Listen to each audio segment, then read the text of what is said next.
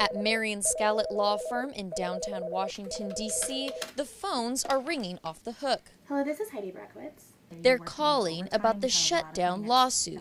Nearly 2 years after the 2013 government shutdown, the lawsuit alleges that the federal government violated the Fair Labor Standards Act when it required all essential employees to show up to work and then later delayed their paychecks.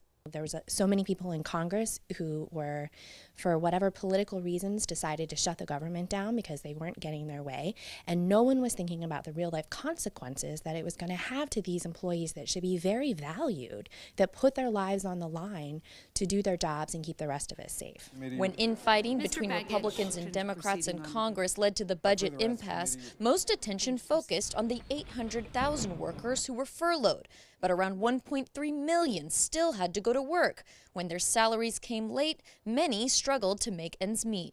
I think lots of people believe incorrectly that all federal workers are well paid and secure.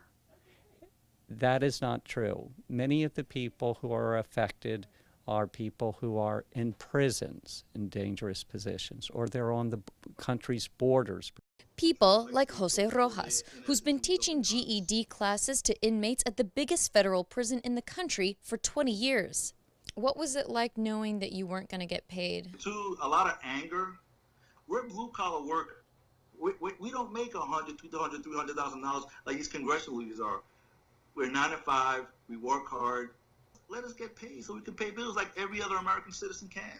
Not every federal employee affected by the shutdown qualifies to sue the government this time, but lawyers leading the lawsuits say 5,000 who do have already joined. Those plaintiffs could be entitled to minimum wage compensation for any time they worked without pay, plus overtime. But for workers like Jose, it's not about the money. It's about the message to Congress. Stop playing with our paychecks and our lives. For Telesur, I'm Alex Hall in Washington, D.C.